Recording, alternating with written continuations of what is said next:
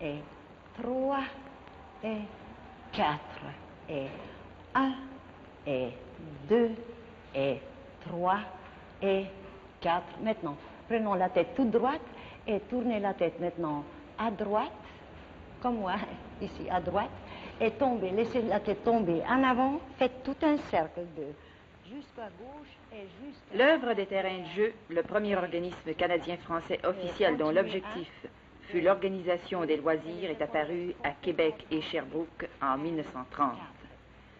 Trois-Rivières suivait l'exemple en 1939. À Montréal, les autorités civiles relèvent résolument le défi en 1942 par la création d'un organisme qui deviendra le service des parcs de la ville dès la fin de la guerre. En 1946, enfin, la première organisation diocésaine des loisirs, sous l'égide du clergé, fait son apparition au Québec. Tous les gouvernements, sous quelque forme qu'ils se présentent, s'occupent aujourd'hui d'organisation des loisirs. Que fait-on pour atteindre les adolescents?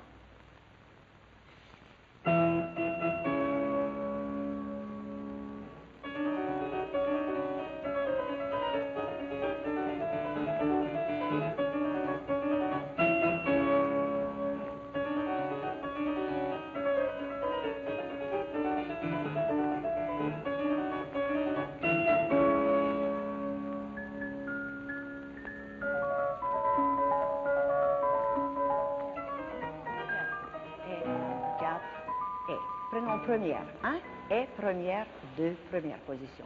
Et demi-plié est 1, et vous savez que demi-plié, les talons restent par terre. 3 et 4, c'est pour ça qu'on appelle demi-plié. 1 et 2. Le loisir, en effet, est devenu problème pour l'homme qu'avec l'avènement de la civilisation industrielle qui, à tort, a fait du travail la seule valeur authentiquement humaine et qui a provoqué la concentration de masses d'hommes dans les centres urbains. Revendiqué d'abord par les travailleurs comme droit au repos, à l'air pur, à la culture, le loisir est en train de constituer la base d'une nouvelle civilisation. On ne dit plus « l'oisiveté est la mère de tous les vices ». On dit avec l'abbé Jean-Paul Tremblay « le loisir est le moyen par excellence d'être homme ». On ne dit plus que nos vies prennent tout leur sens du travail. On dit au contraire que l'homme ne dit pas son dernier mot dans le travail. On remet à l'honneur la jouissance, l'acte gratuit.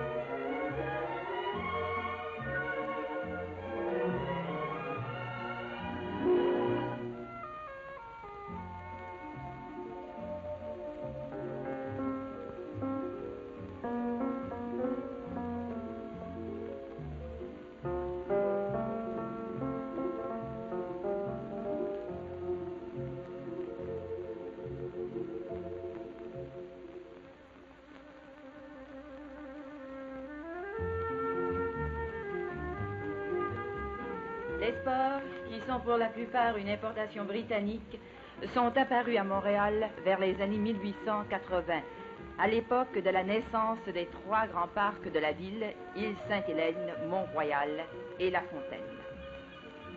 Les premiers terrains de jeu remontent à 1903, mais ne prennent un réel essor qu'à partir de 1942. Leur nombre passe de 9 à plus de 100 en l'espace de 10 ans. Le centre récréatif, tel que celui-ci, se modernise.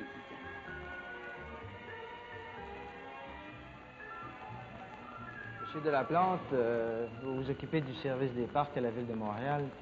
Il y en a combien de centres récréatifs? Nous avons exactement 22 centres récréatifs. Et quelle est la fréquentation? J'imagine que ça doit regrouper plusieurs milliers d'adolescents et d'adultes même qui fréquentent les centres. Nous pouvons situer le nombre entre 20 et 25 000 Mais c'est environ. difficile de donner un chiffre. C'est assez difficile à donner, oui. Parce que ça varie, ça change. Oui, les enfants vont, reviennent, s'en oui, viennent. c'est ça, Oui. justement. Mais il reste quand même que vous avez toujours des noyaux très stables qui se forment autour de chacun des centres et qui sont vraiment très intéressants, même imposants. Maintenant, ça suppose évidemment beaucoup d'organisations, s'occuper de 20 à 25 000 enfants, mais ça suppose aussi une pensée sur le plan loisir. Si je vous demandais quels sont les principes de base sur lesquels votre service s'appuie pour diriger les loisirs? Autant que possible, le service des parcs essaie de traduire en termes concrets une formule que j'exprimerai ainsi, c'est que tout doit servir tout le monde. Autrement dit, c'est que notre programme comprend la plus grande diversité de façon à rencontrer le plus possible les goûts qui sont les plus représentatifs dans la population de Montréal, quels que soient les milieux.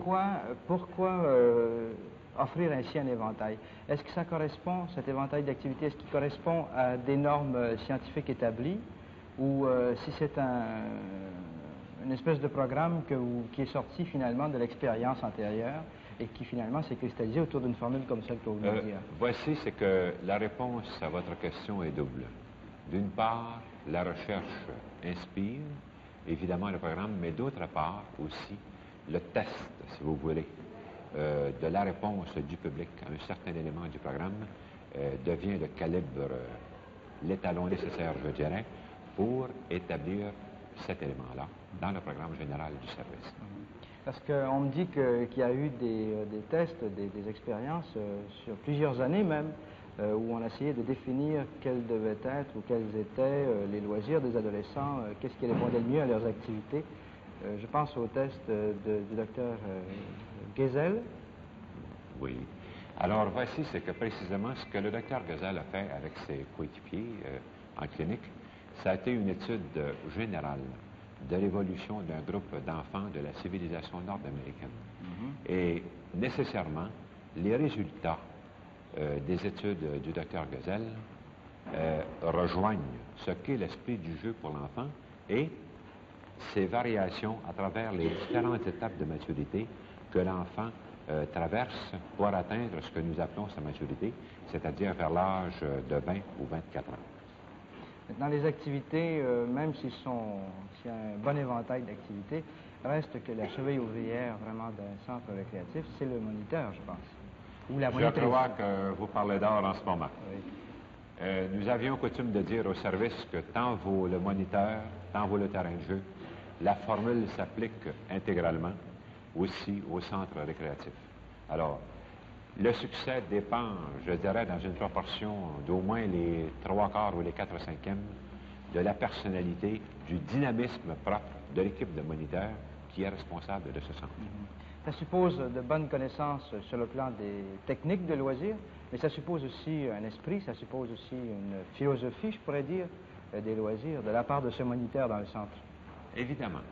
Voyez-vous, je crois personnellement, et puis pour avoir fait certains travaux aussi, que tout d'abord, le moniteur est un homme. Et donc, ses qualités personnelles sont à la base de tout. Évidemment, les connaissances profondes En fait, de son métier, c'est dans les jeunes eux-mêmes, plus peut-être que dans les facilités matérielles qu'offre le centre, que se trouvent les ressources les plus dynamiques sur lesquelles tablent les bons moniteurs. Avec eux, a écrit M. Delaplante, le moniteur bâtit en quelque sorte pour eux Un programme d'activité qui a le sens de la grande aventure.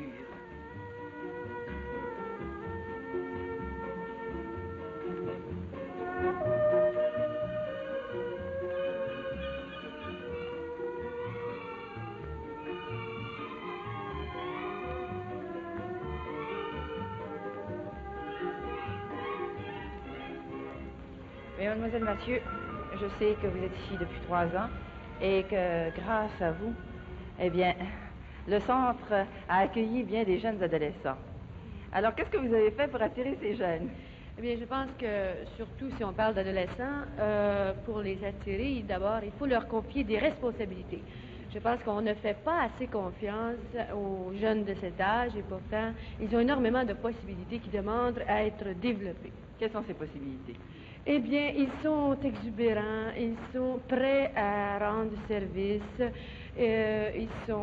D'abord, ils ont un entrain qui vraiment est très formidable. Ils sont prêts à tout, vraiment. C'est sans calcul à part ça. Quelles sont les responsabilités que vous leur avez données? Eh bien, je leur ai confié des responsabilités d'organisation. En ce sens, certaines jeunes filles étaient responsables d'organiser le ballon volant, d'autres le deck tennis, d'autres du ping-pong, d'autres des soirées récréatives. Et à part ça, il y en a eu une qui fut responsable d'organiser une chorale, par exemple, de jeunes filles. Est-ce que lorsqu'elles sont en charge de ces responsabilités, est-ce qu'elles y prennent cœur? Ah, mon Dieu, énormément. Elles prennent ça bien à cœur et puis même il se passe des petites choses très drôles parfois, moi que je trouve très amusantes, mais non, pas elles. Elles prennent bien ça. C'est très au sérieux. Oui. Ici, j'ai remarqué que c'était mixte. Est-ce que vous êtes enfin tout à fait d'accord avec ça? Oui, il y a une catégorie chez les enfants de 6 à 11 ans, ce n'est pas mixte. Au point de vue psychologique, ce n'est pas nécessaire. Maintenant, chez les adolescents, je trouve qu'il est nécessaire d'organiser des loisirs mixtes. Il faut absolument que les jeunes rencontrent l'autre sexe. Qu'est-ce que vous voulez? On ne peut pas les séparer. Ils sont appelés bientôt à vivre l'un avec l'autre. Alors, je ne vois pas pour quelle raison les séparer. Il faut les préparer, les aider à vivre avec l'autre sexe. Est-ce que vous avez enfin des petites histoires sentimentales qu'on vient vous conter? Ah bien, parfois, oui, parce qu'il y a des jeunes garçons ici qui rencontrent des jeunes filles. Ça dure un bout de temps. À un moment donné, ça marche plus. Alors, on vient me voir et puis, bien, il était comme ci, il était comme ça. Alors, faut pas tellement prendre au sérieux non plus, hein. Ces amourettes, c'est de la camaraderie, en fait. Et est-ce que les jeunes filles, autant que les garçons ou vice-versa, sont intéressés au sport? Oui, les garçons sont très intéressés au sport, plus que les jeunes filles d'ailleurs. Moi, je considère naturellement qu'il est nécessaire de donner du sport aux jeunes filles, mais il y a autre chose, surtout chez les adolescentes, qu'on peut développer. Par exemple, les cours de maintien qui va les aider énormément à comment se tenir, comment se comporter dans une soirée, comment recevoir, de quelle façon on fait les présentations. Alors, je trouve que ce sont des choses qu'il faut leur apprendre, c'est tout à fait en dehors du sport, naturellement. Et puis, à part de ça, il y a des cours d'expression corporelle pour que la jeune fille ait une démarche très féminine. Alors, ça... pour en revenir au sport, oui. Même, est-ce que vous avez des sports extérieurs? Cet été, nous avons joué des sports extérieurs parce que nous avons organisé des loisirs pour les adolescentes durant le mois de juillet et août. Mais nous avons eu du ballon volant surtout. Il faisait tellement beau, alors il y avait des excursions, il y a eu visite industrielle, visite culturelle et excursion à la campagne. Le tout se termina par un spectacle que l'on présenta au Théâtre de Verdure. Spectacle qui fut préparé par les adolescentes. Vous m'avez parlé d'expression corporelle. Comme ça, il y a des cours. Est-ce que c'est les jeunes filles elles-mêmes qui ont demandé ces cours ou c'est votre choix? Enfin? Non, ce ne sont pas les jeunes filles qui ont demandé ces cours, mais elles sont très intéressées à ces cours. Je crois que c'est le seul centre où il y a des cours d'expression corporelle. Oui, dans le moment, oui. Et est-ce que les jeunes filles en sont satisfaites? Ah oui, énormément. Ah, vraiment, là, elles sont bien prises par ces cours, même aussi par les cours de maintien, qui ont eu énormément de succès. Même les jeunes garçons, je travaille aussi avec les adolescents. Et ouvrez les bras bien lentement, très larges, et fermez en bas. Et la tête, 1, tombe la tête, et roulez, 2. Et je vous remercie, mesdames. À la prochaine fois. Merci beaucoup. Madame Zaré, est-ce qu'il y a longtemps que vous avez ce cours ici, au centre récréatif? Non, je les ai eus seulement quelques semaines pendant l'été. Ah bon? Vous voyez? Et maintenant, vous les avez de façon régulière? Vous venez ici chaque semaine? Oui. Oui. Mais ça manque de garçons un peu. Est-ce que vous avez des garçons aussi? Ou si vous avez toujours seulement des jeunes filles comme ça? Ça peut-être, ça c'est mon secret, peut-être que je viens aux recherches Oui, des vous garçons. cherchez des garçons? Oui. Ah bon? Oui. Eh bien, souhaitons que vous en aurez Folklore. très bientôt, qui vont se joindre au groupe.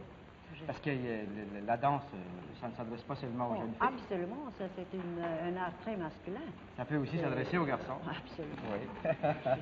Maintenant, je pense ici, est-ce qu'il y a déjà eu des spectacles qui ont été faits par le groupe?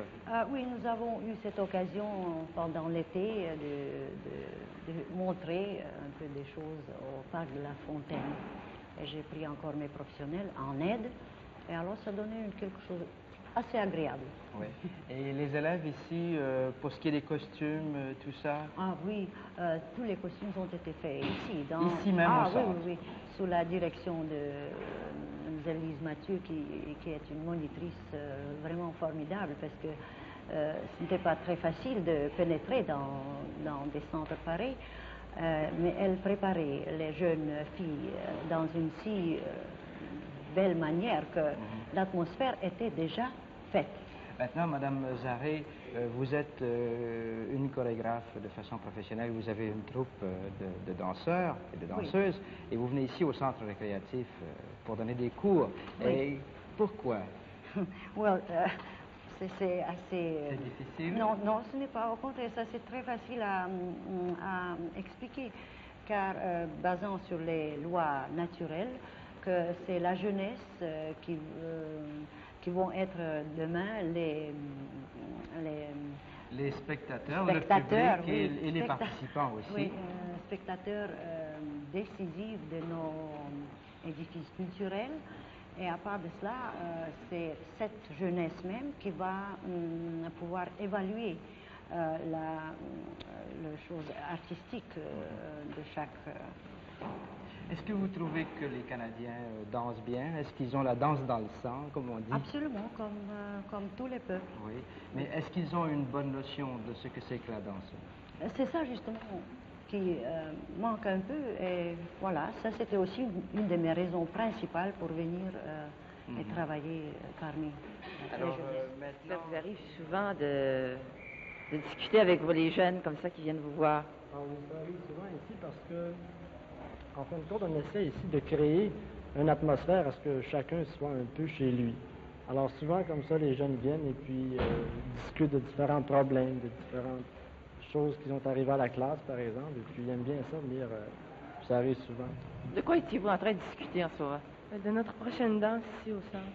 Qui aura lieu quand? Vendredi le 22 décembre. J'ai entendu entre les branches, enfin, que vous parliez de date de naissance. Ça donnerait quel nom à M. Bastien à ce moment-là? Innocent Bastien. Monsieur Bastien, que fait-on pour devenir, enfin, moniteur? Enfin, il faut d'abord s'adresser à la Ville de Montréal. Il faut avoir 18 ans. Ensuite, il faut avoir au moins sa 11e année. Ensuite de ça, il faut passer les examens écrits à la Ville. Et puis, si vous réussissez les examens, alors vous passez des examens pratiques. Est-ce que les jeunes, vous vous accordez bien avec M. Bastien? C'est un moniteur formidable. De quoi discutez-vous avec lui? De toutes sortes de choses? Toutes sortes de choses, des sports qu'on a dans le gymnase, le ballon panier, le ballon volant, tous les sports. Il n'y a pas une spécialité, entre autres, de cours que vous demandez, vous pouvez vous confier à M. Bastien? La géométrie. Ah bon. Alors, les difficultés de fin d'année, c'est avec M. Bastien que vous venez en parler.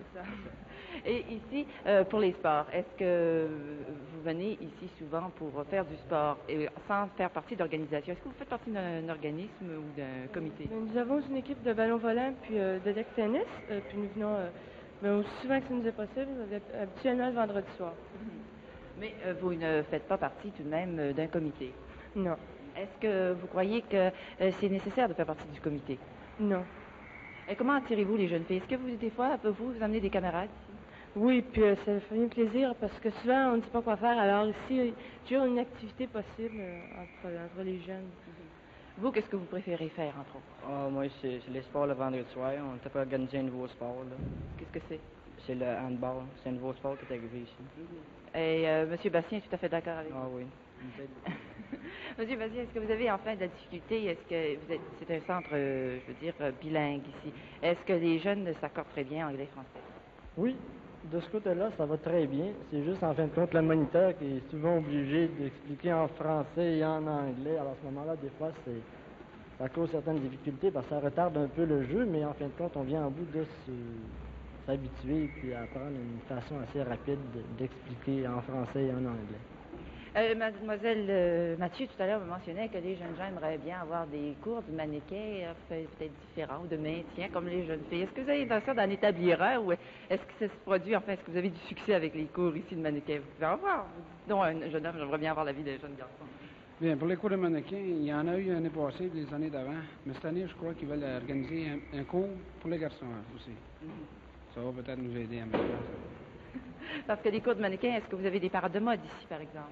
Oui, il y en a eu une l'année dernière lors du buffet à la fin de l'année. Puis c'était beau, c'était très réussi. Est-ce que ça se faisait ici au centre, M. Bastien? Oui, au 4e étage ici. Vous me disiez que c'était Collez votre coude le long de votre taille. Pour le mouvement de vos pieds, vous devez faire partir le mouvement de la hanche et non pas du genou et placer le pied l'un devant l'autre comme ceci. Alors, nous allons passer à la première. Francine, s'il te plaît. Avance un peu plus rapidement. Reviens. La tête haute, hein, et les épaules bien derrière. Bien derrière les épaules. Avance encore. Bon. Vas-y, de ton pas naturel, hein. Avance de ton pas naturel. Tu vas trop lentement. Reviens maintenant. C'est parfait. Maintenant, si tu veux t'asseoir. Lorraine, si tu veux essayer. Bon, les épaules bien en arrière, hein? Avant de partir, là, bien en arrière. Ça va. Les mains doivent balancer naturellement, hein? Reviens. Bon. Garde la tête très haute. C'est parfait. Encore très haute.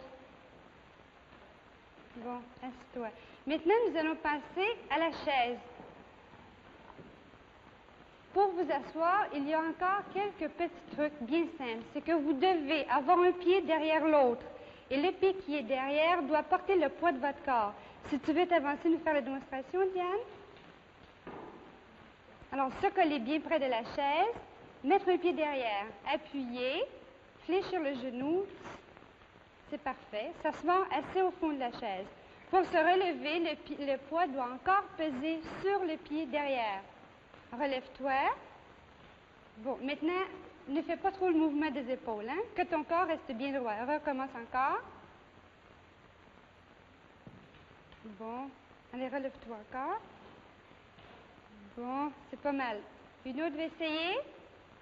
Si tu veux t'avancer. Bon, tu te colles. Un pied derrière l'autre. Tu fléchis le genou de derrière. Bon. Oups, tu dois quand même pas trop te glisser. Relève-toi.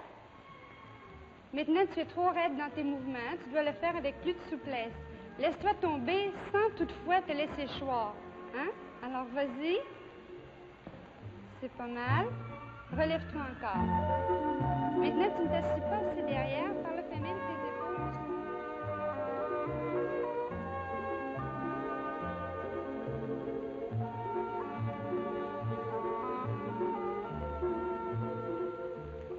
André, je sais qu'il y a un comité ici pour les garçons et pour les filles, et vous en êtes le président.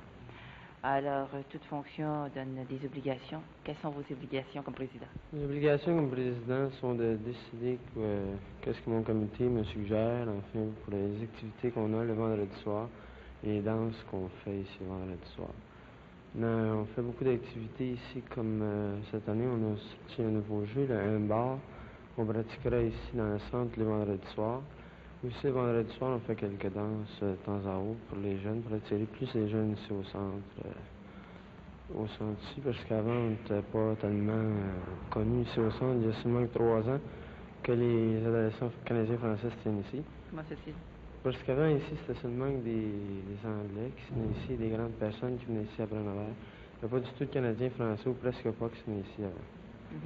Mais ça, c'est venu, les Canadiens sont venus ici depuis que Mlle Lise Mathieu, la monitrice, est ici, qui est canadienne française et qui voulait avoir des Canadiens français ici pour s'amuser aussi au centre. Et puis ça s'est fait parce que quelques-uns de mon comité est venu ici, s'est aperçu qu'on avait un très bon local pour les activités des adolescents ici. Et puis c'est là qu'on a commencé à se tenir ici, à prendre la place des Anglais ici. Est-ce que vous avez des difficultés pour le recrutement, pour amener de vos camarades ici? Là, ben, on avait, il y a 3 ans, on a commencé à amener des Canadiens parce qu'avant, c'était seulement qu'on disait que c'était les enfants qui se tenaient ici, les Anglais. On ne voulait pas venir se tenir ici. Donc, il a fallu faire des danses pour attirer les adolescents ici au centre de plusieurs sports. Alors, on est venu à bout d'en amener ici pas mal. Pour venir ici, au centre, ça coûte absolument rien. Donc, tout est absolument gratuit, le gymnase, l'orientation, enfin tout. Même les buffets froids. Même les buffets froids coûtent absolument rien. C'est merveilleux. Comment est organisé votre comité? Le comité est organisé d'un président, une présidente, un vice-président, une vice-présidente, 3 directeurs, 3 directrices. Merci. Et maintenant, la présidente, qui est Mademoiselle Francine. Francine, quelles sont vos responsabilités, vous, comme présidente? D'abord, mademoiselle, il faut chercher des filles pour qu'elles participent au sport, surtout. D'habitude, les jeunes filles aiment beaucoup les sports, puis on en pratique le vendredi. On leur demande leur avis, puis on leur fait pratiquer les sports qu'elles aiment le mieux. D'abord, il y a le deck tennis, dont je m'occupe moi-même. Qu'est-ce que c'est ça? Le deck tennis consiste à lancer un anneau et qu'elle ne tombe pas par terre. Ah bon? Ça semble un peu au ballon volant du fait qu'il ne faut pas que ça tombe par terre. Alors, il y a le ballon volant, ensuite le badminton, le ping-pong, et le ballon panier aussi, que les jeunes filles aiment beaucoup. Puis, on essaie de les chercher. Ils ne sont pas tellement difficiles à trouver, du fait que c'est elles-mêmes qui nous suggèrent ces jeux. Est-ce que vous jouez souvent entre équipes avec des jeunes garçons? Pas très souvent, parce qu'on les trouve, pour des raisons, mieux que nous autres. Ils sont plus forts, ils gagnent toujours, presque. Et puis, ça ne sert pas à grand-chose. Ça ne sert à mieux pratiquer, peut-être, mais c'est toujours eux qui remportent la victoire, alors ça ne sert pas à grand-chose. Comment faites-vous le recrutement? Est-ce qu'il y a plusieurs collèges de jeunes filles qui font partie ici du centre? D'abord, il y a Marguerite Bourgeois, puis l'école secondaire Saint-Luc, puis Villa Maria, dont je vais à l'école moi-même. Et puis ensuite, il y a... Il y a d'autres collèges des environs, bien sûr. Oui, tous les collèges environs. Est-ce que ici, vous les attirez surtout par la danse du vendredi soir? Je sais que presque tous les vendredis, il y a quelque chose ici. Il y a beaucoup de monde le vendredi soir. C'est plein. On a de la misère même à se mouvoir. Oui, il y a à peu près 200 jeunes filles qui viennent ici le vendredi soir. Est-ce que vous voyez un inconvénient à ce que ce soit fermé ici le samedi et dimanche? Surtout le samedi soir, parce qu'on cherche pas mal quoi faire, mais il y a un manoir en haut d'ici qui fait habituellement des danses. Mais je pense pas que la concurrence du manoir ici nuit tellement. C'est très grand comme local ici. Oui, très grand. Alors, ici, est-ce que vous avez des facilités pour faire autre chose que du sport, disons? J'ai entendu parler d'expression corporelle, de cours de mannequin. On a eu des cours de maintien que les jeunes filles ont beaucoup aimé. Puis,